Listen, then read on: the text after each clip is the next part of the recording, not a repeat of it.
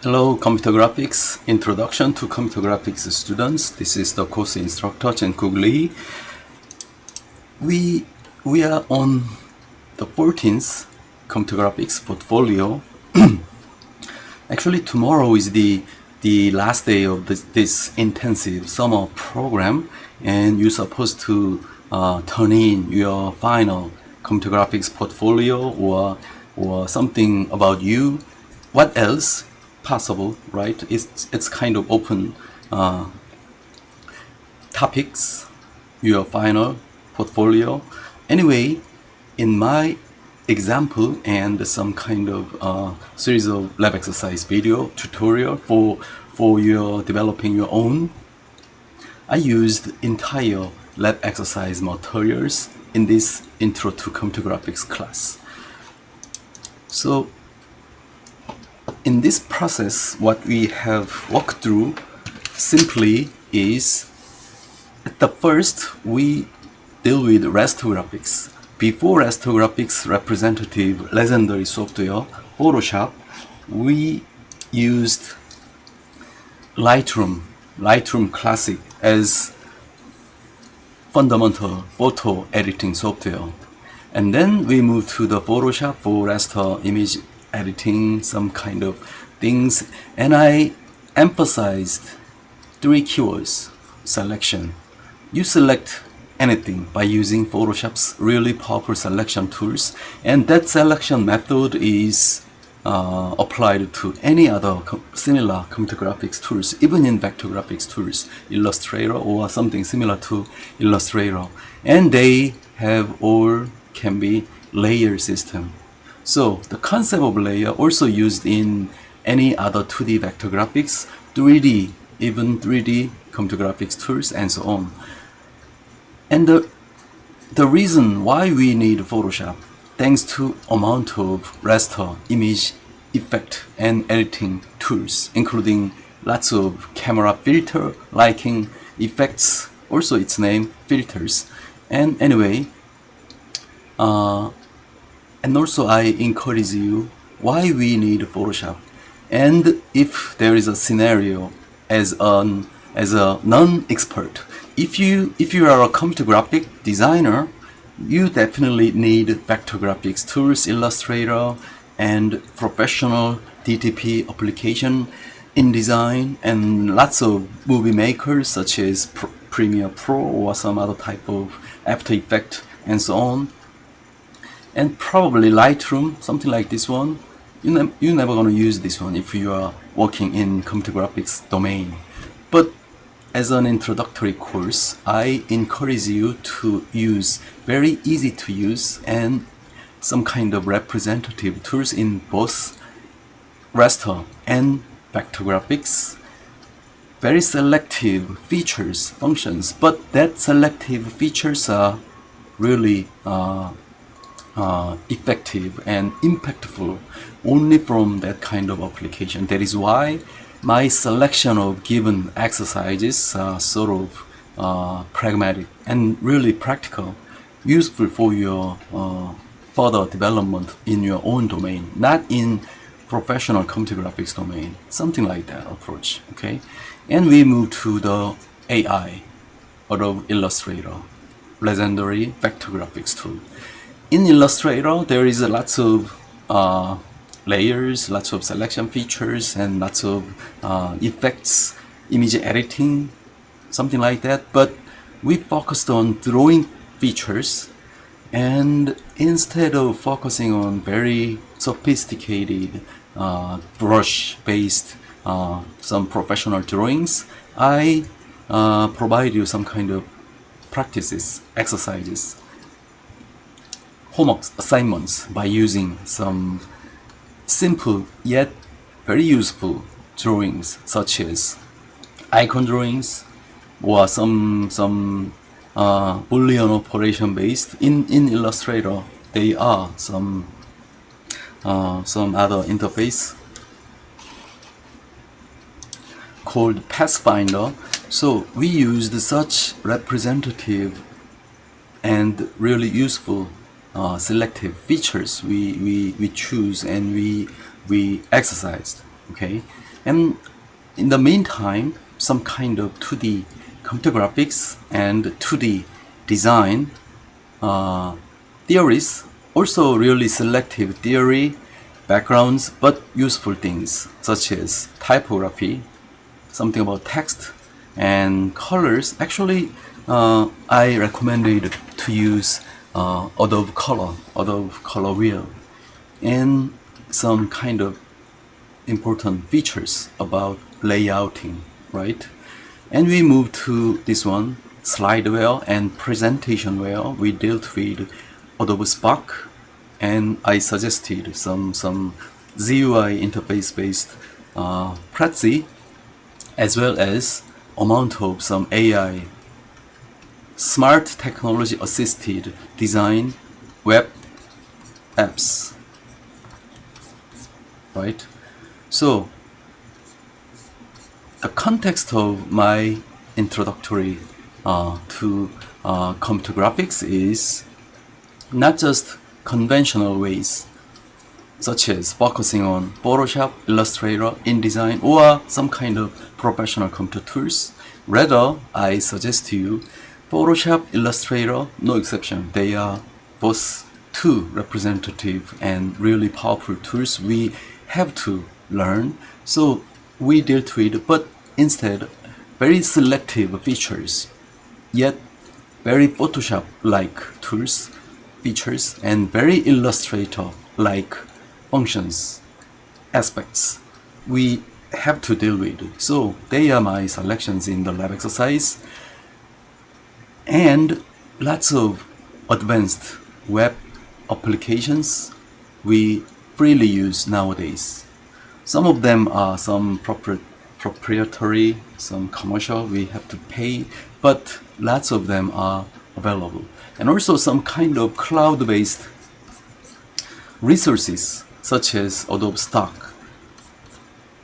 And you have Google, something if you need.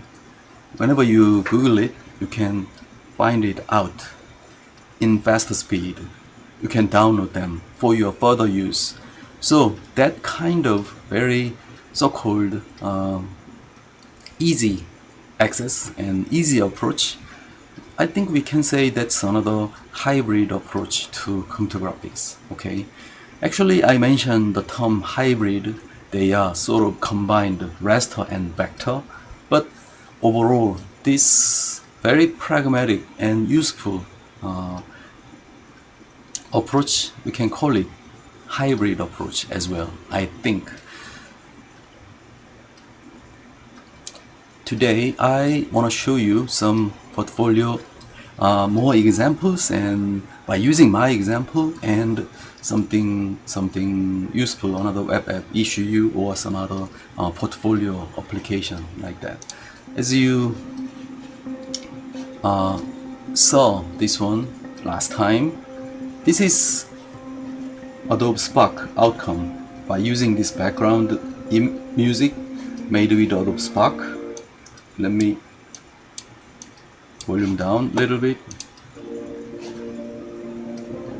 Second page and third page. This one from Adobe official ads. Let me move this slide quickly. Lightroom examples, and still Lightroom and Photoshop. Photoshop filters, picture editing, turned dark image to useful image, visible image, and some vectorization looking image, and some logo and card design by using some typography principles, and Illustrator. This kind of icon design, vector graphics drawing.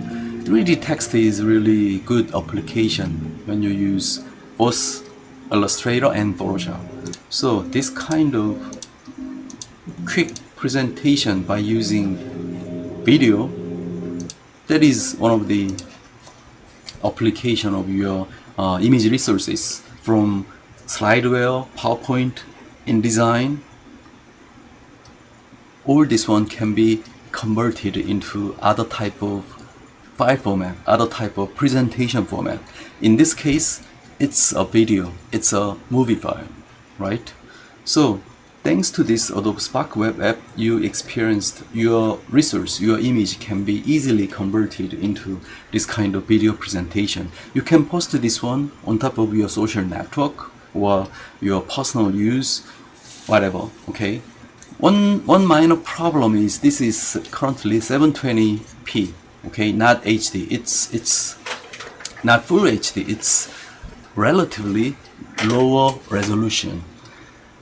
Around 10 years ago, 720p enough, but nowadays we use even 4K, even 8K or more, okay?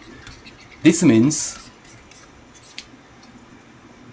higher definition, extremely higher definition images are now available, and sometimes when you play 4K or even bigger resolution movie, you play by using your laptop or smartphone, sometimes they are not running well, very slow, or some crash, stop your screen, some problems you may encounter because higher resolution actually overloaded for your computer resource. So this kind of, or 1080p, so-called full HD, or old HD, okay, 720p, that's enough sometimes for every device you have.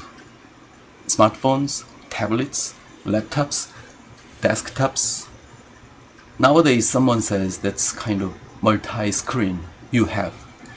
In individual environment, everybody has lots of screens, something like that devices. Or how about your gaming tool, your PlayStation, your Xbox or something, or Nintendo, whatever. So they also have screens. So nowadays, one individual, multiple screens possessed. So all the screen, which means visual display representation, can be possible on top of the screens. So this kind of video representation, and simply say digital presentation, not just static representation by using PowerPoint or PDF, something. This kind of dynamic animation and movie-based presentation is really important. I believe you are using TikToks, Instagram, or YouTube every time, Facebook. All they support nowadays very dynamic and interactive multimedia contents. Simply video-based representation for anything. But in the context of this class, computer graphics, we focus on some kind of professional things. That professional supposed to be on your domain knowledge, your major, your interests, not on computer graphics itself or some kind of computer related things. Okay, if you are in some business domain, you would learn this kind of behind the technologies and fundamental theories, principles, and apply them for your better business environment. That was my point in the very intensive this summer class. Okay. Next thing I want to show you is my portfolio. Actually, I made this one 10 years ago. Very kind of old school portfolio. But anyway, because of some copyright issues, portrait right issues, something, I have lots of portfolio, design portfolio, research portfolio, and some others. But because of they are not belonging to mine, to me, so instead I'm gonna show you this very humble something embarrassing portfolio I show you again and again. I'm so sorry for that. But anyway, based upon this one, by using this example, I remind you some kind of important context. For this cover page, at that time I used this mosaic app. Actually, the one that I posted on the exercise tutorial example reference, it's something a new one. At the time, I forgot everything about this app, but at the time I searched Google and found some useful mosaic app. At the time, of course, they don't provide some cloud-based applications. At the time, cloud computing environment is not that common. So I downloaded, installed this app, and I used this one based upon amount of my resources used in this slide. In this portfolio, I made my portrait picture, something like that, and very simple, right? And clear, modern title bar here in white background and gray colored borderline. This one, smoothed edges, and I used totally same fonts. This one, probably I remember it's Verdana. I'm not sure the font as a default font. I always use only default fonts.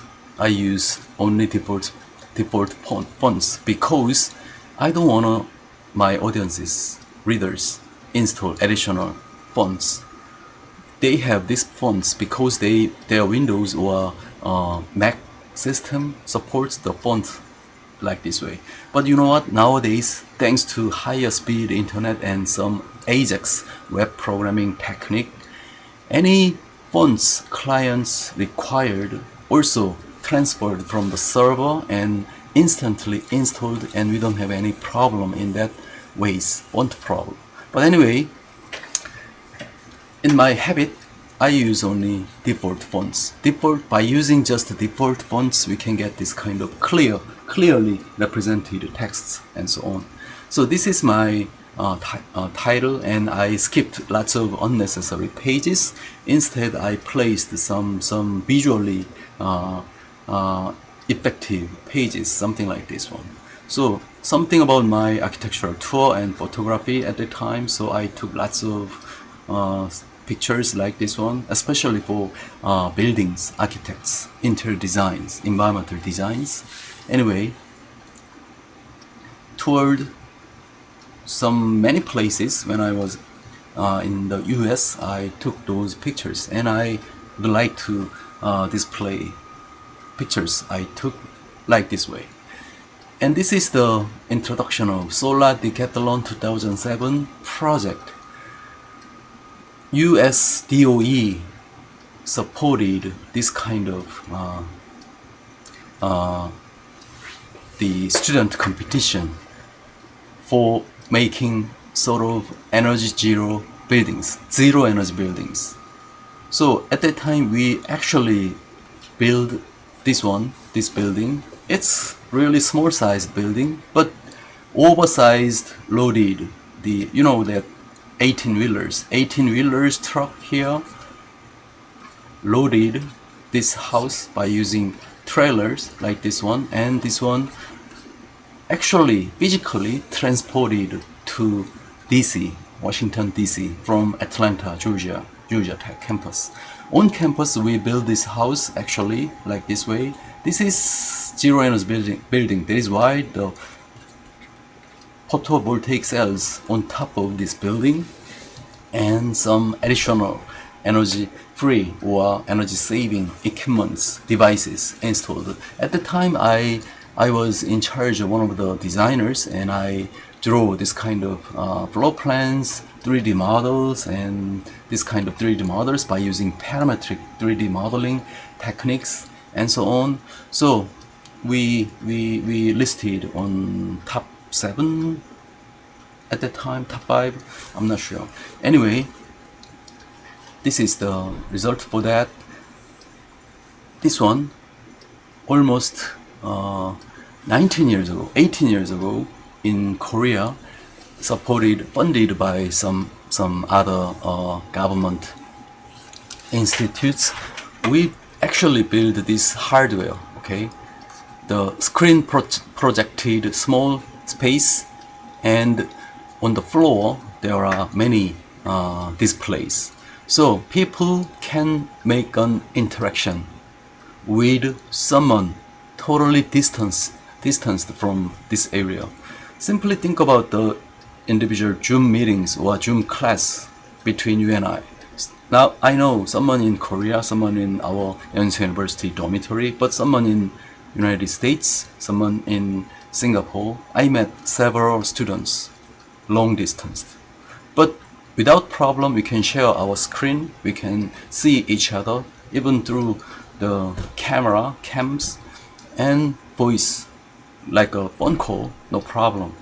But even almost 20 years ago, we suggested the concept of this one, blurred boundary, because of the fast speed internet and bunch of multimedia supportive devices like this one, not just in front of our computer screen, our space, our interior space, architectural space could be one of the communication device, right?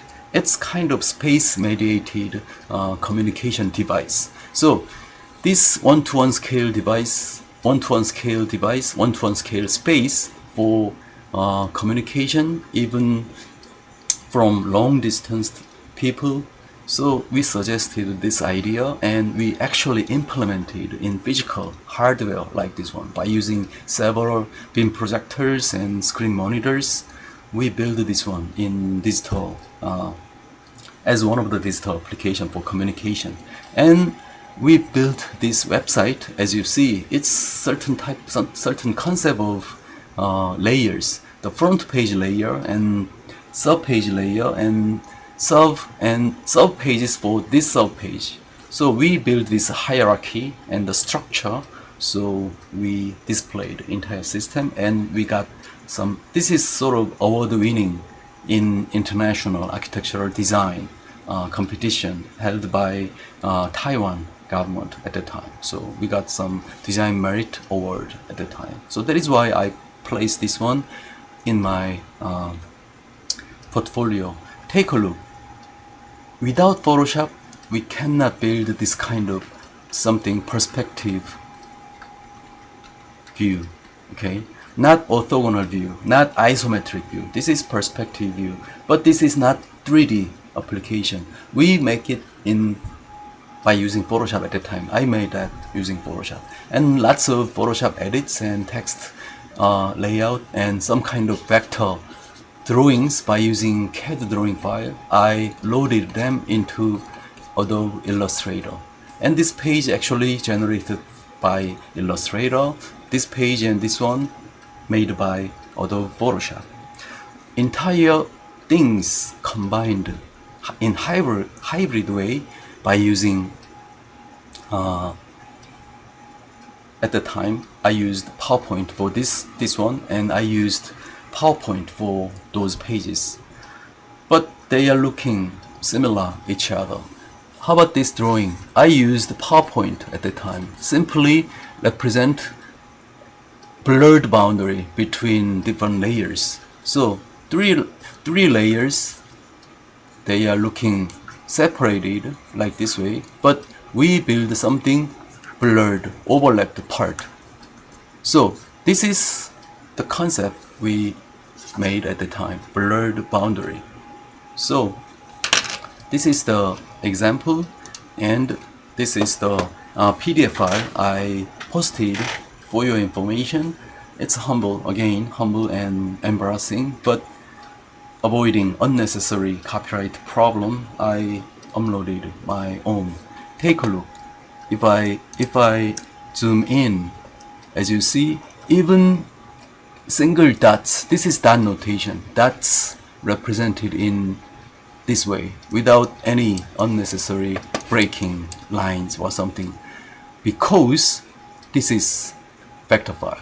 How about the background image? Of course, I took this picture at the time by using my DSLR camera, so that's why. And take a look.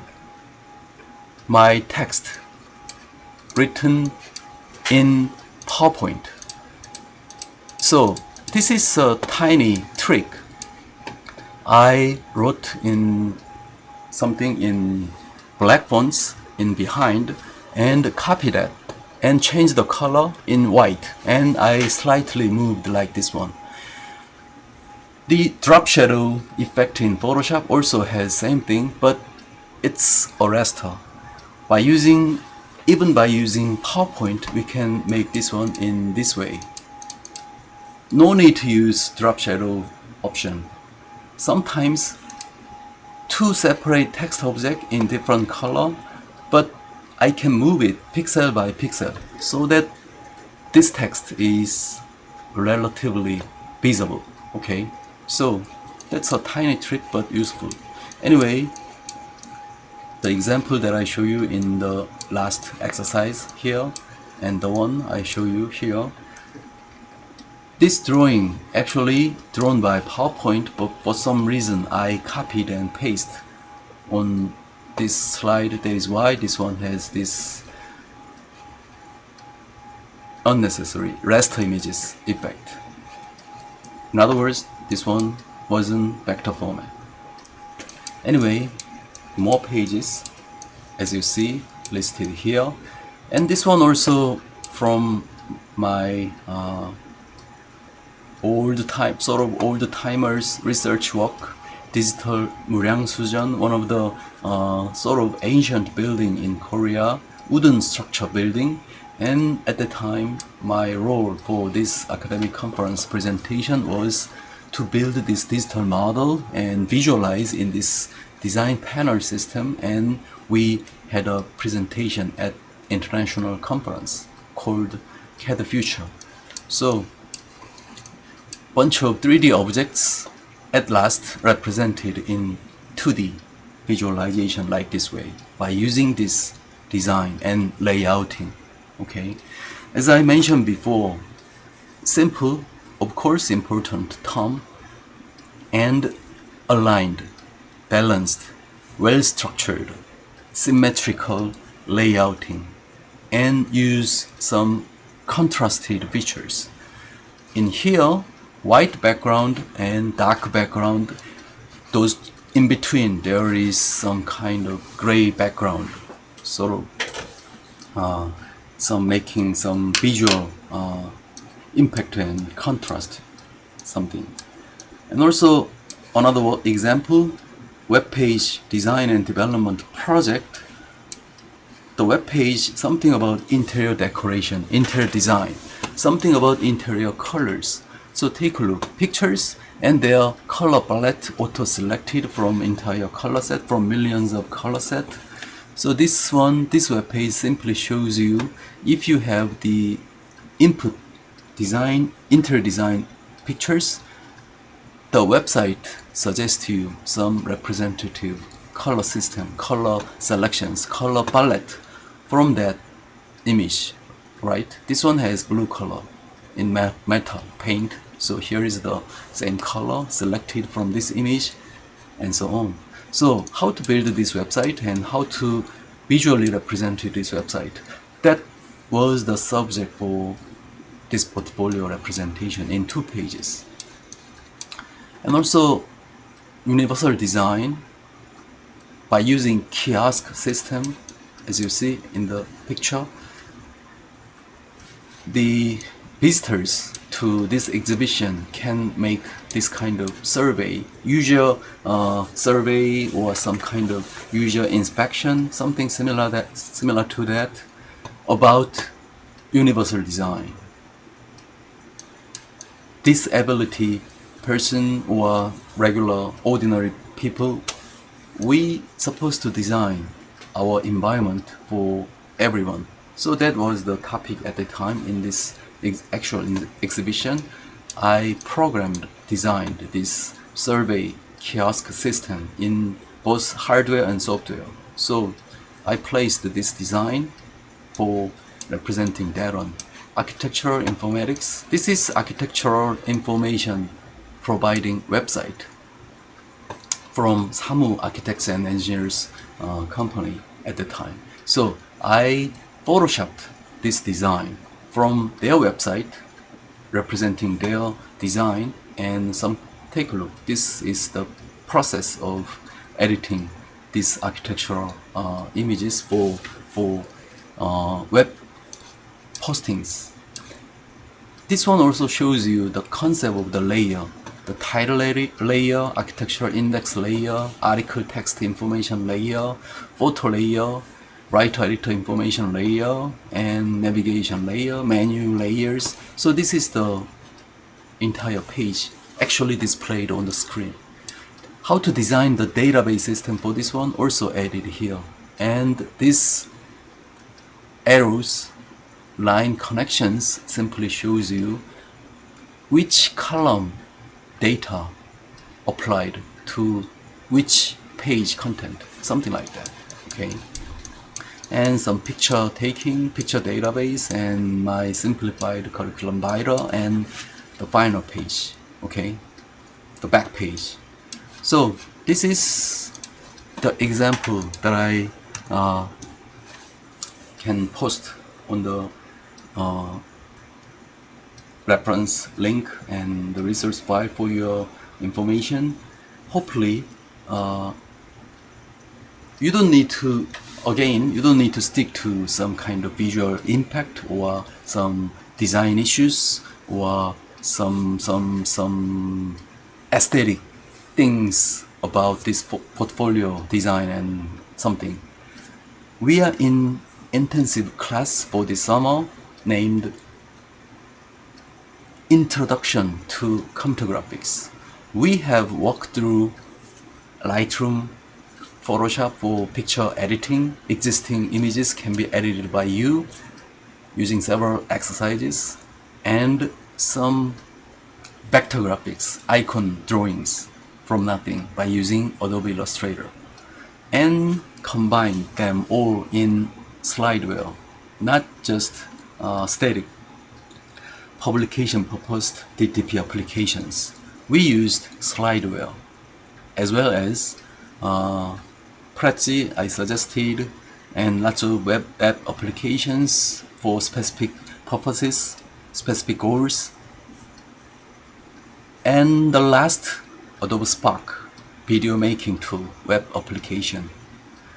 If you have the still images from your slides, your presentation, you can easily convert that into your presentation video file. Anyway, the final evaluation, not on this kind of design related things. I like to see you successfully have done your assignments, exercises, and reuse them by using my very selective but powerful concepts for layouting, colors, and some image editing, drawings, and so on. All they are your good resources, and I'm expecting your materials are well displayed, not visually effectively displayed or something. Okay, that's the lower priority. Top priority is I want to see your individual outcome files, outcome edits, drawings, all combined in this hybrid way by using your computer graphics class portfolio. Okay, so if you Google it, you can find out really good examples. Design can be studied with copy and paste. You can creatively copy them and recreate them in your own ways. Okay, that's so-called your style, designer style. But we don't need to be an expert in design domain, computer graphics domain. Instead, I like to encourage you to use this computer graphics techniques and some kind of design theoretical backgrounds on your own domain knowledge, domain issues, domain problems in your industry or academia, okay, in your side. Okay, so that's for the today's quick lecture. I'm expecting your final outcomes meaningful, not aesthetically great or something. Okay, again, thank you.